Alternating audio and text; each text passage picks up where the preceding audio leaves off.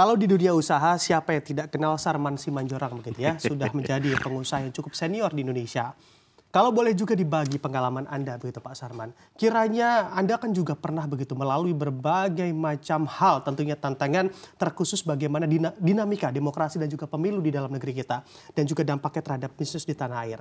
Lalu kiranya apa yang perlunya dipersiapkan pula oleh para pelaku usaha ataupun para pengusaha di tanah air kita agar juga bisa bersiap untuk menghadapi hal seperti ini, tidak bisnisnya kandas justru di tengah penuh tantangan atau tahun penuh tantangan seperti kondisi saat ini. Iya, jadi gini ya, ketika terjadi suatu demo misalnya, apalagi yang namanya di kota-kota besar, ya kan, Jakarta lah misalnya, Jakarta ini kan kota jasa, ya kota jasa itu modalnya cuma satu, pergerakan manusia. Semakin banyak manusia bergerak di Jakarta, maka di sana akan berpotensi terjadi transaksi ekonomi dalam hal ini. Tapi ketika terjadi katakanlah unjuk rasa, kemudian apalagi juga unjuk rasanya sudah anarkis, yang ada apa? Orang takut keluar rumah. Ya kan? Kalau sampai orang takut keluar rumah, maka sendi-sendi ekonomi di Jakarta itu akan lumpuh. Karena apa? Pusat perdagangan kita kan sepi. Kita masih ingat dulu ya, dulu waktu pernah ada demo besar di Jakarta. Kita lihat bagaimana Tanah Abang itu sepi, Mangga 2 sepi, ya sampai yang namanya pedagangnya teriak. Karena apa? Orang takut keluar rumah. Hotel sepi, kuliner sepi, transportasi sepi, semua sepi. Online semua sepi. Karena dia beli online tidak ada yang ngantar dalam hal ini. Sehingga memang apa? Kondisi keamanan ini menjadi sesuatu syarat yang sangat dibutuhkan oleh dunia usaha. Dalam hal ini. Nah, sehingga memang kalau ditanya apa strategi pengusaha, ya bingung juga dalam hal ini. Strategi kami cuma satu, meminta kepada elit-elit politik, ya berikan kami rasa kenyamanan, berikan kami rasa leluasa menjalankan bisnis, supaya ekonomi bangsa ini bergerak, sehingga kami bisa memberikan sumbangsih pertumbuhan ekonomi kita, kami juga memberikan sumbangsih pencarian lapangan pekerjaan, dan juga ekonomi akar rumput juga akan bergerak dalam hal ini. Itu akan menjadi modal kami, gitu loh. Jadi kesadaran dari elit politik ini sangat-sangat dibutuhkan dan kita apresiasi lah ya. Demo kemarin itu sangat bisa ditanggapi dengan kepala dingin oleh elit politik. Nah, sehingga kita harapkan setelah ini kondusif, mudah-mudahan tidak ada lagi riak-riak, tidak ada lagi dinamika-dinamika, tidak ada lagi isu-isu, sehingga kita harapkan ini biarlah ini mulus sampai dengan nanti sampai dengan pilkada sampai pelantikan di bulan Februari nanti. Oke, baik. Dengan posisi Anda di Kadin, Pak Sarman, sebetulnya sudah ada koordinasi apa dengan pemerintah untuk menyikapi bagaimana terkait volatilitas yang terjadi di musim kontestasi politik seperti tahun ini? Ya kami kan dari Kadin sebagai organisasi yang menjembatani kepentingan Indonesia dengan pemerintah, kami tidak akan pernah lelah menyuarakan berbagai kepentingan-kepentingan daripada dunia usaha dalam hal ini, termasuk stabilitas politik. Itu selalu kita sampaikan kepada pemerintah. Karena kami melihat begini, bahwa tingkat kepercayaan investor saat ini ke Indonesia ini kan cukup lumayan besar lah dalam hal ini. Ya, itu dibuktikan ya dalam 4 tahun terakhir ini kita lihat berbagai target investasi kita kan tercapai. Bahkan melampaui target dalam hal ini. Itu membuktikan bahwa memang para calon investor memandang bahwa Indonesia ini memiliki prospek investasi yang cukup bagus. Nah, tapi mereka melihat itu karena apa? Mereka melihat bahwa ada Undang-Undang Cipta Kerja yang sudah pro bisnis dan pro dunia usaha.